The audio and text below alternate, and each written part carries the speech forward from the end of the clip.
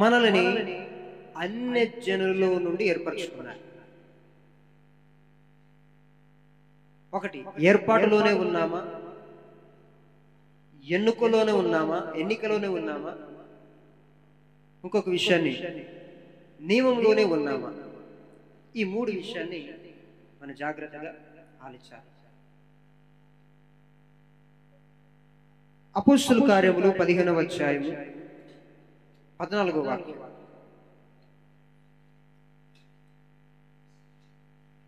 అపోస్తలుల కార్యములు 15వ అధ్యాయము 14వ వాక్యంలో చక్కగా ఒక మాట కనపడతాం. 15-14. అన్య జనులలో నుండి దేవుడు తన నామము కొరకు ఒక జనమును ఏర్పరచుకొనుటకు వారిని ఎలాగూ మొదట కటాక్షించాడో కొంతమంది ప్రవక్తలు వివరించారు. మనము ఎక్కడున్నాము? మొదటిగా మనం ఎక్కడ వారము? అన్య జనులు. ఈ భూమండలములో ఉన్న ప్రతి ఒక్కళ్ళు కూడా దేవుని నుంచి వచ్చిన వారు. శత్రువైనా సరే దేవుని నుంచి వచ్చినవాడు. ఆ శత్రువు కూడా ఆదాము సంతతిలో నుంచే వచ్చినవాడు. సమస్త మానవ కోటి దేవుని యొక్క సృష్టిలో భాగం. ఈ దేశం ఆ దేశం ఆ దేశం అని కాకుండా ప్రతి ఒక్క దేశ నివాసులందరూ కూడా ఆయన ప్రణాళికలో ఉన్నవారు, ఆయనతో నుంచి వచ్చిన వాళ్ళే, ఆయన చేసిన మనిషి ద్వారా వచ్చిన వారు. మనిషి అంటేనే ఆదాము నుంచి వచ్చిన వాడు, ఆ సంతతి నుంచి వచ్చిన వాడు. మనము దేవునిని ఎరుగక ముందు అన్యులమి. దేవుడు ఎవరినైతే ప్రేరేపిస్తారో, తండ్రి ఎవరినైతే ప్రేరేపిస్తాడో వారు యేసు ప్రభు వారి మీద విశ్వాసం ఉంచుతారు. తండ్రి ప్రమేయం లేకుండా ఏది కూడా జరగదు.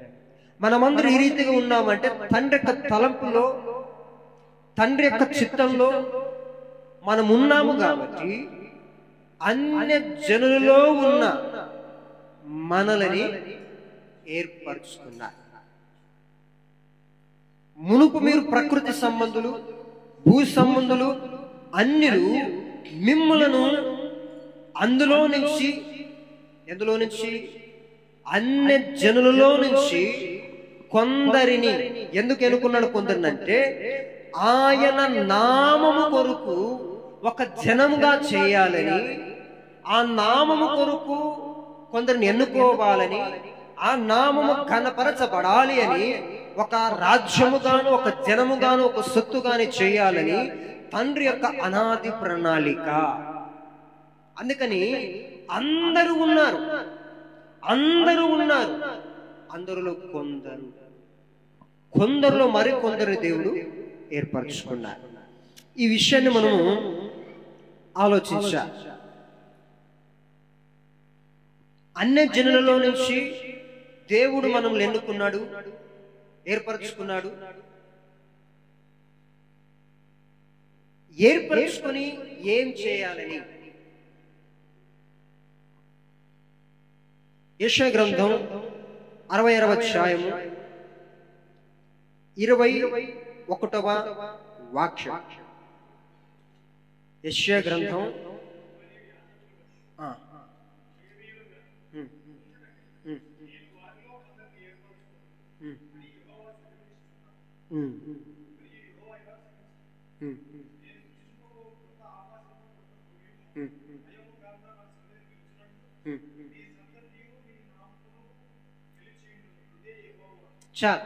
ఇక్కడ ఆయన ఎందుకు ఏర్పరచుకున్నాడు అంటే, యాజకులుగాను లేవీయులుగాను ఉండుటకై నేను వారిలో కొందరిని, అందరూ ఉన్నారు, కొందరిని, ఆనాడు 12 గోత్ర ప్రజలు ఉన్నారు, కొందరిని, ఎవరు వాళ్ళు? లేవి. యాజకులుగా ఉండాలంటే లేవీలు యాజక ధర్మం చేయాలి. అందుకని 12 గోత్రపు వారికి ఒక్కొక్క కర్ర అధిపతులను, వారి వారి వంశ పెద్దలను పిలిపించి ఒక్కొక్కలకు ఒక్కొక్క కర్ర ఇచ్చి, ఆ కర్రను తీసుకొని యెహోవా మందసం దగ్గరకు వచ్చి అక్కడ పెట్టినప్పుడు ఎవరైతే చేతి కర్ర చిగురిస్తుందో వారు యాజక ధర్మాన్ని నెరవేర్చాలి, యాజక ధర్మాన్ని కొనసాగించాలి. ఆ రీతిగా దేవుడు ఏర్పరచుకున్నాడు. అందుకని అందరినీ కాదు, అందరిలో కొందరిని ఆయన నామ మహిమార్థమై ఏర్పరచుకున్నాడు. ఆనాడు యాజక ధర్మాన్ని చేయాలని లేవీయుల్ని ఎన్నుకున్నాడు. మరి ఈనాడు మనలను ఎందుకు ఏర్పరచుకున్నాడు అంటే, 1 పేతురు పత్రిక 2వ అధ్యాయము 9వ వాక్యంలో చక్కగా మాట ఉంది. 1 పేతురు పత్రిక 2వ అధ్యాయము 9వ వాక్యం.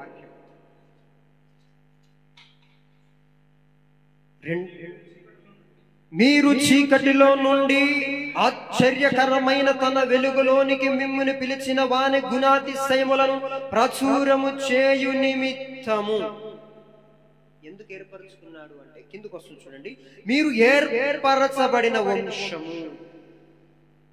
మనమందరూ కూడా ఆత్మ సంబంధమైన ఇశ్రాయేలీయులమే. దేవునికి స్తుతి కలుగునుగాక.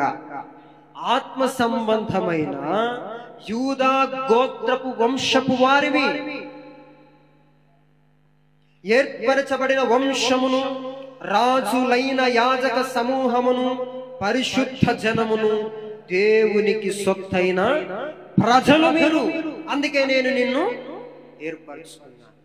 అందరూ ఉన్నారు, అందరిలో కొందరిని మాత్రమే ఏర్పరచుకోవాలి. అని ఎందుకు ఏర్పరచుకోవాలి?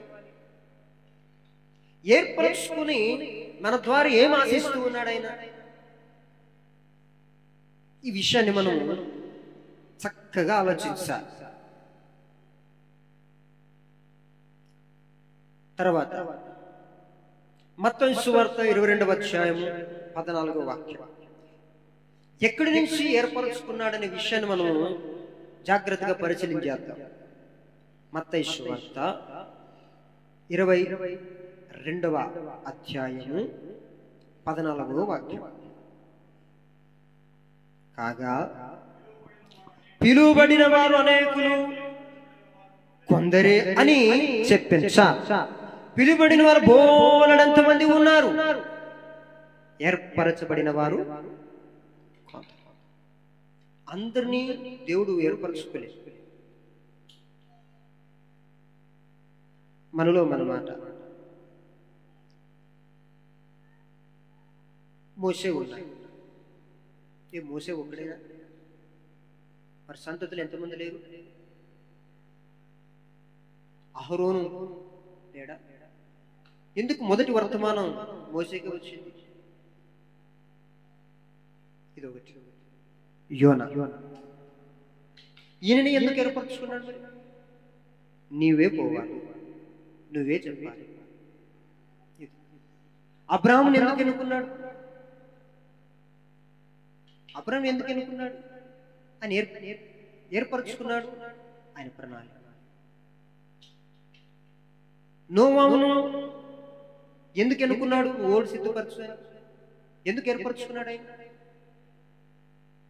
అంటే దేవుని యొక్క అనాది ప్రణాళికలో ఒక వ్యక్తిని ఆయన తలంపులో ఉన్నాడు అంటే, అగాధంలో ఉన్నా సరే చేయి పట్టుకొని లాగి మళ్ళా ఏర్పరచుకుంటాడు. దేవుని యొక్క ఏర్పాటులో ఉండాలి ప్రతి ఒక్క మనిషి.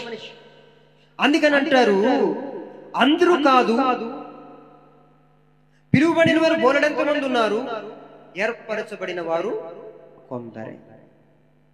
అందరూ భూలోకంలో చాలా మంది ఉన్నారు. మనల్ని ఎందుకు ఏర్పరచుకున్నాడు ఆయన? మనలో ఏ మనిషి ఉంది? నేను మంచివాడిని, నేను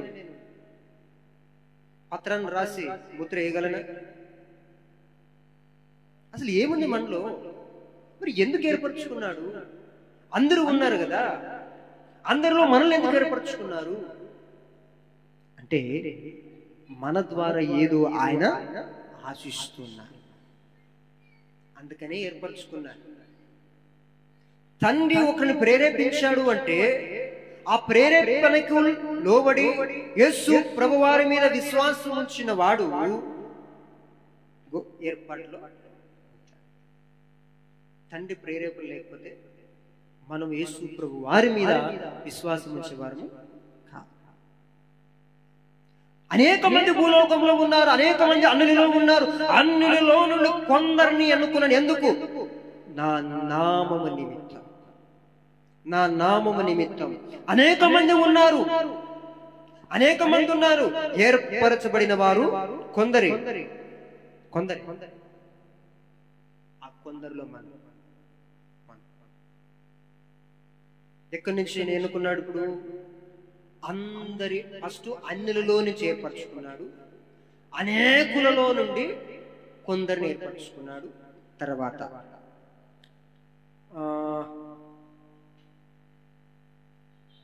అపోస్తలుల కార్యములు 15వ అధ్యాయం 24వ వాక్యం. ఆయన ఎలా ఏర్పరచుకుంటాడో, ఎక్కడి నుంచి ఏర్పరచుకుంటాడు, ఎందుకు ఏర్పరచుకుంటాడు అనే విషయాన్ని మనం ఆలోచన చేద్దాం. అపోస్తలుల కార్యములు 15వ అధ్యాయం 24వ వాక్యం, 24-25.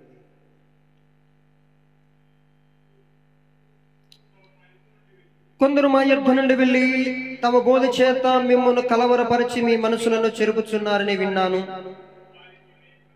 ఏం ఇవ్వలేదు కదా, కనుక మనుషులను ఏర్పరిచి ప్రభువైన యేసు క్రీస్తు పేరు కొరకు తమను తాము అప్పగించుకుని బర్నబా, పౌలు అను మన ప్రియులతో కూడా మీ ఎత్తుకు పంపుటకు యుక్తమని మా అందరికీ ఏక అభిప్రాయం కలిగింది.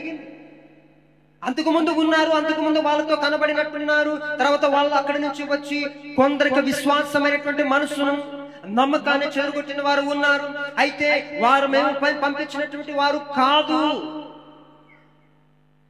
వారు మేము పంపించినటువంటి వారు కాదు.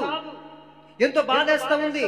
వారు మీ మధ్యలోకి వచ్చి మీ విశ్వాసం మీద దెబ్బ కొడుతున్నారు, మీ మనసు మీద దెబ్బ కొడుతూ ఉన్నారు, దేవుని మీద ఉన్నటువంటి మీ నమ్మకాన్ని కాస్త మొంగ చేస్తా ఉన్నారు. ఆ మేము పంపించినటువంటి వారు కాదు. అయితే కొందరి మనుషులను ఏర్పరుస్తారు, కొందరి మనుషులను ఏర్పరుస్తారు. మనుషులను ఏర్పరిచి మన ప్రభువైన యేసుక్రీస్తు పేరు కొరకు తమ్మును తాము అప్పగిస్తారు. మీకు తెలిసిపోద్దుగా ఎవరు వారు అని మీకు తెలిసిపోద్దుగా. అందుకని మనుషులలో ఏర్పరుస్తారు.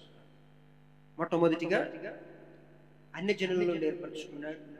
రెండవదిగా అందరిలో కొందరిని ఏర్పరచుకున్నాడు. పిలువబడిన వారు అనేకులు ఉన్నారు, అనేకులు కొందరిని ఎన్నుకున్నాడు. మనుషులలో నుండి కొందరిని ఏర్పరచుకున్నాడు. తర్వాత అపోస్తలుల కార్యం 14:23, 14:23.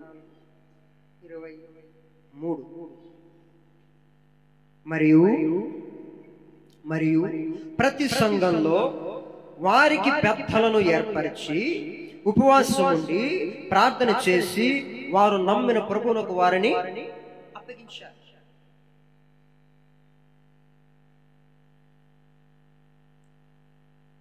ప్రతి సంఘములో పెద్దలు ఉండాలి. ప్రతి సంఘంలో తప్పక ఉండాలి. అందుకని అంటారు కదా, వారికి సంఘానికి పెద్దలను ఏర్పరిచి, పెద్దలను ఉండాలి. సంఘంలో ప్రతి ఒక్కరికి బాగోగులు చూసుకోవడానికి పెద్దలు ఉండాలి. సంఘ పెద్దలను నియమించాలి. అందుకనే పత్రికలో మనం చూస్తాం, ఎవరైనా మీలో ఎవరు రోగి ఉంటే వారు సంఘ పెద్దను పిలిపించి ప్రార్థన చేయించు. ఈ ఏర్పాటుల నుంచి వచ్చిన వాళ్ళే సంఘ పెద్దలు. సంఘానికి పెద్దలు ఏర్పాటుగా ఉండాలి, ఏర్పరచుకోవాలి. తర్వాత సంఘానికి పెద్దల్ని ఏర్పరచుకున్నారు. లూకా సువార్త 6:13. లూకా సువార్త 6:13. వీళ్ళందరినీ ఎందుకు ఎన్నుకున్నాడు అనే విషయాన్ని ఆలోచించాలి. 6:13 పిలిచి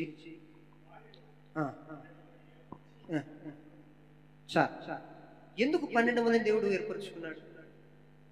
చాలా మంది ఉన్నారు కదా, అందుకే నేను ప్రారంభంలో చెప్పింది అందరూ ఉన్నారు, కొందరుగా అన్యులు ఉన్నారు, అందులో కొందరు కాదు. ఎందుకంటే ఆయన నామమునకు ఘనత కొరకు ఆయన ఏర్పరచుకున్నాడు. సరే, ఏర్పరచుకున్నాడు బాగా. ఎందుకు ఏర్పరచుకుని ఉంటాడు? వీళ్ళని ఎందుకు ఏర్పరచుకున్నాడు?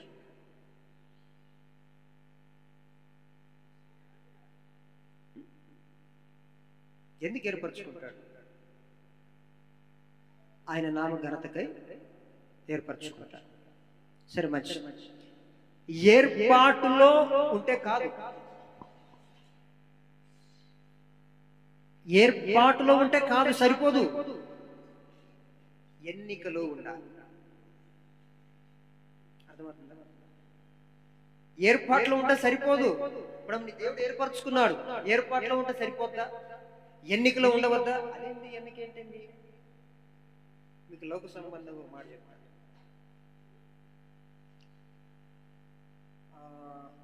రాజకీయ వ్యక్తులు ఉన్నారు, నామినేషన్ వేస్తారు.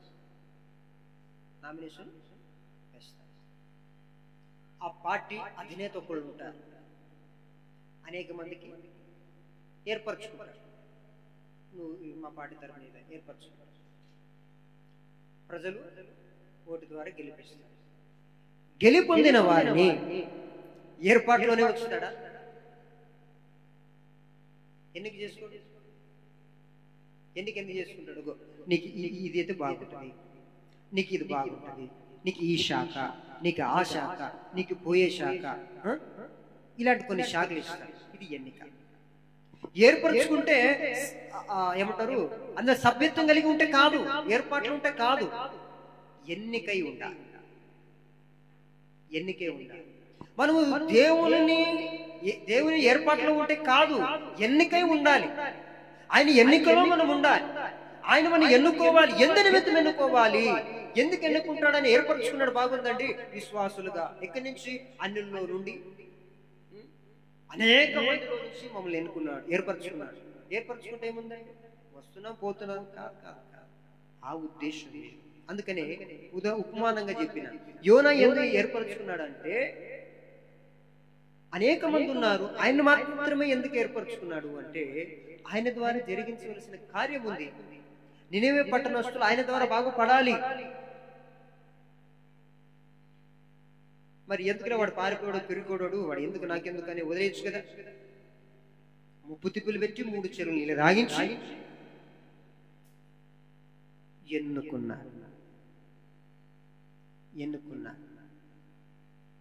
ఎన్నుకుని ఆయన ద్వారా కార్యాన్ని జరిగించారు. అందుకే ఏర్పాట్లు ఉంటే కాదు, ఎన్నికలో ఉంటే, ఎన్నికై ఉంటే ఒక్కదానికి దేవుడు నియమిస్తాడు.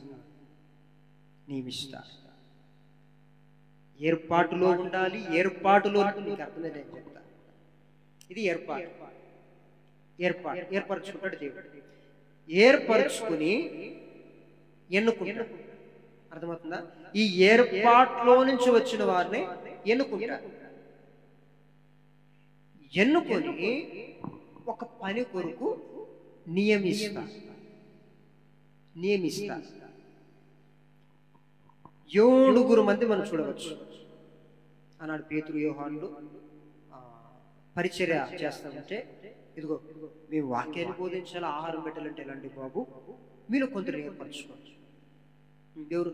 నూరావయ్య ఏర్పరచుకున్నారా? ఎందుకు ఏర్పరచుకున్నారు?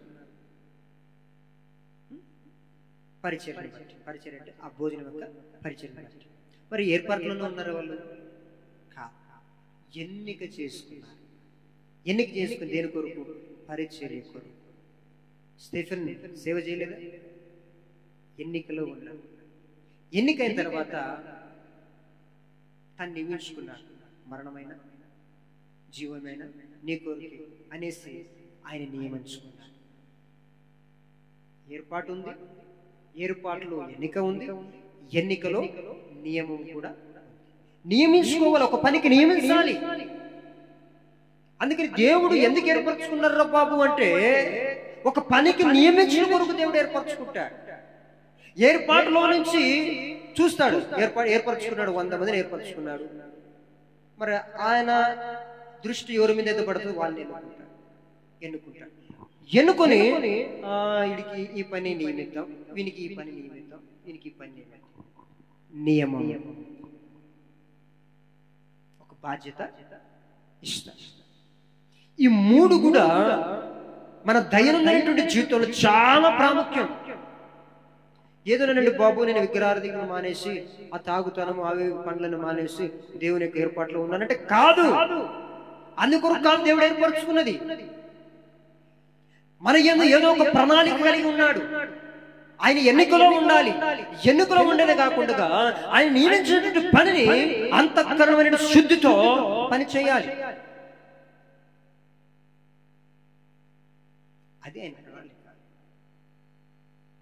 ఏర్పాటులో ఉన్నది ఎన్నుకునుట, ఎన్నికలో ఉన్నది నియమం. మనం అనుకుంటాం చాలరా బాబు ఏర్పరచుకున్నాడు. కాదు, మనం ఒక్కొక్కళ్ళ మీద ఒక్కొక్క ప్రణాళిక కలిగి ఉన్నాడు ఆయన. ఇప్పుడు ఇంతమందిలో ఏర్పరచుకున్నాం, దేవుడు ఏర్పరచుకున్నాడు. ఏర్పరచుకున్నట్టు వాటిని ఎన్నుకుంటే పిలుస్తాడు. పిలిచి ఇదిగో నువ్వు పాటలు పాడు, ఇది నీకు నియమం, ఇదిగో నువ్వు ఆరాధించు, ఇదొక నియమం, ఇదిగో నువ్వు వాక్యాన్ని, ఇదొక నియమం, ఇదిగో నువ్వు పరిచర్య చేయి. ఏర్పాటు ఒక్కటే ఉంటే సరిపోదు. దేవునికి ప్రణాళిక అది కాదు. 12 మందిని ఎన్నుకోవడానికి గల కారణం కూడా ఏంటంటే వారిని ఏర్పరచుకున్నాడా? అనేక మంది ఉన్నారు, 12 మందిని ఏర్పరచుకున్నాడా? 12 మందిని ఏర్పరచుకొని ఎన్నుకొని నియమించుకున్నాడా? దేని కొరకు నియమించాడు? సర్వలోకానికి వెళ్ళి సర్వ సృష్టికి సువార్తను ప్రకటించండి, అనేక మందికి బోధ చేయండి, అనేక మందికి స్వార్థ చేయండి, అనేక మందిని శిష్యులుగా చేయండి, వారికి తండ్రి యొక్కయు కుమారుని యొక్కయు పరిశుద్ధాత్మ నామములోనికి బాప్తిస్మం ఇయ్యుడి అని అన్నాడు కదా. నియమించుకున్నాడు. నియమింపబడిన వాడు ఎన్నటికీ త్రొట్టిల్లపోడు. ఏర్పాట్లో ఉన్నవాడు త్రొట్టిల్లిపోతాడు. ఏర్పాట్లో ఉన్నవాడు త్రొట్టిల్లపోతాడు. ఏర్పాటు నుంచి ఎన్నికైన వాడు కాస్త భయపడతాడు. ఎన్నికై ఉండి పనికి నియమించిన వాడు ఎన్నటికి కూడా తొట్టిల్లపోడు. దేవునికి స్తుతి కలుగును గాక. ఎందుకు తప్పిపోడు అంటే నియమం. ఆ నియమించాడు గనక కట్టడంతే.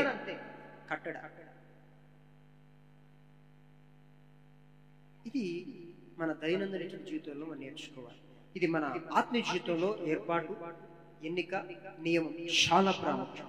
అందుకనంట ఏర్పాట్లు ఉంటే సరిపోదు, ఎన్నికలో ఉండాలి. ఎన్నికలో ఉంటే సరిపోదు, నియమము కావాలి. మనం ఒకదానికి నియమించబడాలి. 12 మంది నియమించుకోవడానికి, ఏర్పరచుకోవడానికి కారణం ఇక్కడ నియమించాలి. ఏ పని కొరకు? రాజ్య స్వార్థ కొరకు 12 మందిని ఏర్పరచుకున్నాడు, ఎన్నుకున్నాడు, నియమించాడు. మీరు వెళ్ళండి,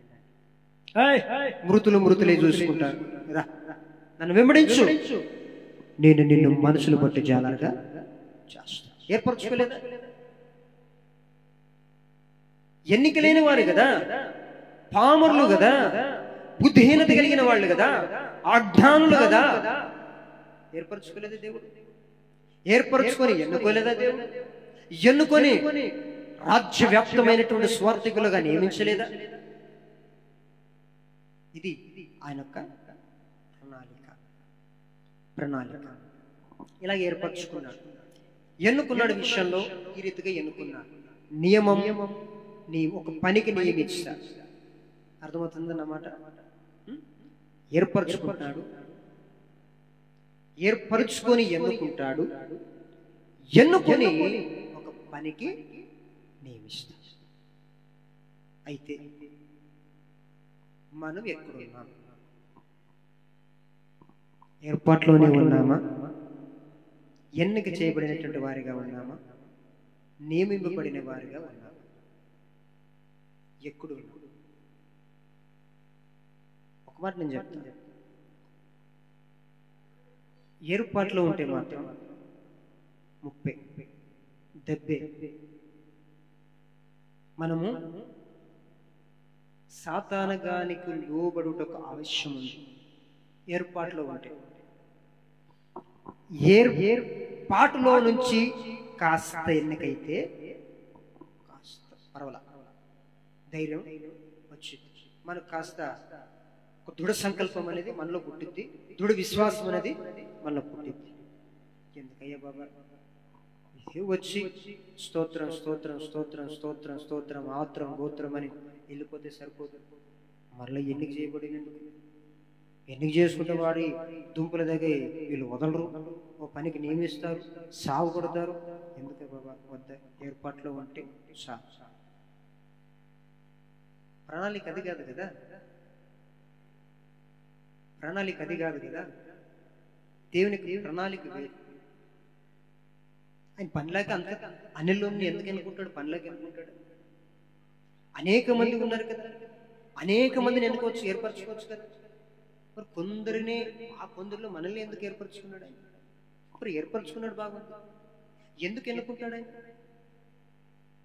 ఇప్పుడు ఎన్నుకున్నాడు బాగుంది, ఎందుకు నియమిస్తాడు ఒక పనికి మనల్ని? ప్రణాళిక. ఆయన నామము నిమిత్తము మనల్ని ఏర్పరచుకున్నాడు, ఎన్నుకున్నాడు, నియమించుటకని సిద్ధంగా ఉన్నాడు. అయితే మనం ఏర్పాటులోనే ఉన్నాం, ఎన్నికలు లేవు. ఏమన్నా మన ఎక్కడో మాట ఈ బాప్తిసాల గురించి కానీ ఏదైనా ఒక్కొక్క కార్యక్రమాన్ని పూనుకోవాలని ఈ చేద్దాంలే, రేపు ఉంది కదా, రేపు ఉంది కదా, ఆ ఎల్లుండి ఉంది కదా. అందుకనే కీర్తన గ్రంథంలో కాలగతులు